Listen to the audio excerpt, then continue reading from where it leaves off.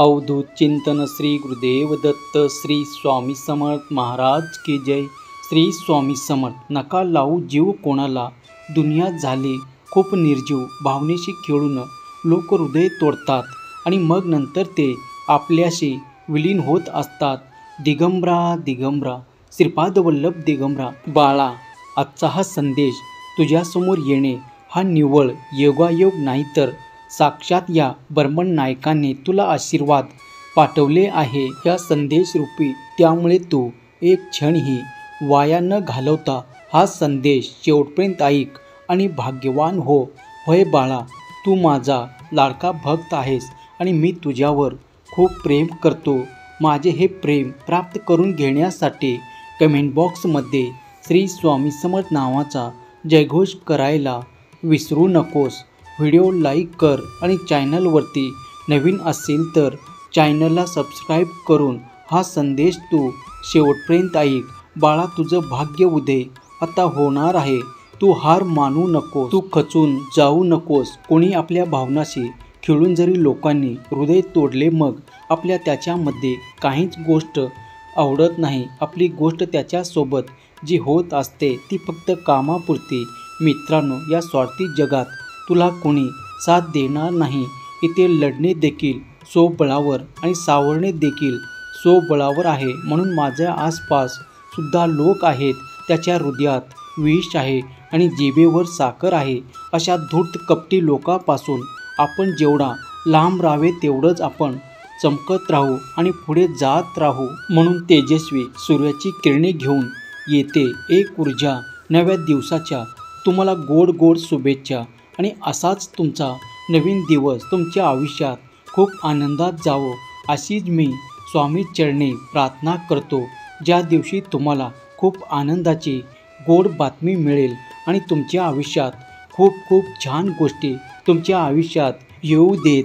जर आपला हेतूच प्रामाणिक आणि शुद्ध असेल तर आपल्यावर टीका करणाऱ्याच्या टीकेला काहीच महत्त्व राहत नाही, कारण आपला हेतू हा निर्माण केलेला आहे आणि एकदा प्रामाणिकपणे आपण काम करत आहोत। म्हणून प्रसिद्ध होणे सोपे आहे, पण परिपूर्ण होणे फार कठीण आणि परिपूर्ण हा व्यक्ती कोणीच होऊ शकत नाही। प्रत्येक वेळी माणूस वाईट नसतो, कधी कधी त्याची वेळ सुद्धा वाईट असते। कोणाला वाईट समजण्या अगोदर त्याची परिस्थिती जाणून घेतले पाहिजे आणि परिस्थिती जाणून घेतली तर आपल्याला समजत असते की तो व्यक्ती खरा कसा आहे आणि कसा वागत आहे। म्हणून मानवी शरीराचा सर्वात सुंदर भाग म्हणजे हृदय। ते स्वच्छ नसेल तर मग तेजस्वी चेहऱ्याचाही काही उपयोग जगात कुठेही नाही। म्हणून तुमचं मन हे छान आणि सुंदर असायला हवं। नुसतीच भाकरी कमवली नाही तर कमवलेली भाकरी एकत्र बसून खाणे यातच खरे कौटुंबिक सुख आहे। सुख प्रत्येकाला लाभत नाही, मग नुसतेच लोक पैशामागे धावत असतात न मागता। हे आशीर्वाद देणारे देव म्हणजे आपल्या घरातील आपले आई वडील आहेत आणि त्यांना आपण नक्कीच जपले पाहिजे। काम क्रोध करतो, सर्वांना हृदयात ठेवा, भावनिक निस्वार्थ अनुभवावे, सुख ते परमात्मा। म्हणून आपण निस्वार्थ भक्तीने हे स्वामीची भक्ती केली गेली पाहिजे आणि स्वामीवर ते विश्वास ठेवला गेला पाहिजे। नक्कीच परमात्मा तुम्हाला चांगला घडेल आणि देव तुम्हाला चमत्कार नक्कीच दाखवतील। विश्वास असल्यास स्वामी माऊली तुम्हीच माझे तारणहार असे टाईप करा आणि हा संदेश आपल्या प्रियजनांना शेअर करा। बाळा, जगात सर्वात मोठा अलंकार म्हणजे तो आहे मेहनत आणि जगात सर्वात मोठा चांगला साथीदार म्हणजे आपला अनुभव। आणि तो अनुभव चांगला असला की आपल्याला सर्व काही नक्कीच चांगले मिळत असते। या जगात कोणती व्यक्ती सर्व गुणांनी परिपूर्ण नाही, सर्व गुणसंपन्न नाही। म्हणून काही कमतरतेकडे दुर्लक्ष करून नाते संबंध टिकवायला आपल्याला काहीच हरकत नाही। बाळा, रोज दुसऱ्याच्या भविष्यात ढवळाढवळ करतात, त्याला स्वतःचं भविष्य कधीच साकार करता मात्र येत नाही आणि स्वतःचं भविष्य ती व्यक्ती कधीच साकार करू शकत नाही। पण ज्याप्रमाणे सोन्याची चाचणी घासणे, कापणे, गरम करणे आणि चार पद्धतीने होत असते, त्याचप्रमाणे माणसाची परीक्षा त्याच्या त्या नम्रता, सद्गुण आणि कर्तृत्वाने होत असते. म्हणून जवळ धन असून चालत नाही. मनात निराशा असेल तर त्या श्रीमंतीचा काहीच उपयोग नाही. त्यापेक्षा आशेने जगणारा गरीब सुखी आणि समाधानी असतो. तो सर्व काही प्राप्त आपल्या जीवनाप्रमाणे करत असतो. म्हणून शिक्षणाने दार यशाचे खुले होतात आणि स्वतःला ओळखण्याची संधी आपल्याला त्याच्यामध्ये मिळत असते. म्हणून उमेदवार निवडताना काळजी घेतल्यास तुमचे सर्व काही कामे हे वाया जात असते. मग तो उमेदवार कोणत्याही असो, तुमच्या जीवनातील असो, तुमच्या घरातील असो, मग तुमचा मित्र असो. काही गोष्टी कबड्डीच्या खेळाप्रमाणे असतात.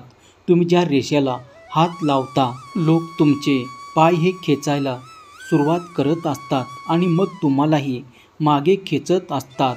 पण तुम्ही थांबून राहायचं आणि धीटपणे तुम्ही लढायचं आहे, हे तुम्ही नक्कीच ठरवू शकता. तुम्ही यशस्वी होऊ शकता. यशाच्या मार्गाला सुद्धा तुम्ही नक्कीच पुढे जाल. म्हणून जेव्हा कोणी तुम्हाला समजून घेत नसेल तेव्हा गप्प बसणे हे चांगले, कारण वादविवादाने एक गोष्ट ह्या बिघडवत असतात. प्रत्येक क्षणाला प्रेम आहे, प्रत्येक क्षणात आनंद आहे. गमवलं तर आठवण आहे आणि जगणार तर खूप सुंदर जीवन आहे.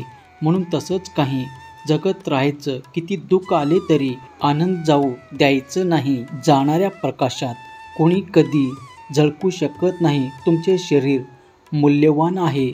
ते तुमच्या प्रबोधनाचे साधन आहे आणि त्याची काळजी तुम्ही नक्कीच घ्यायला हवी. म्हणून स्वामी भक्तांनो, जोपर्यंत त्रास सहन करत नाही तोपर्यंत त्याची प्रतिभाही जगासमोर येत नाही आणि तो शूरवीरसुद्धा या जगामध्ये सुखी होत नाही. कमतरता प्रत्येकात असते.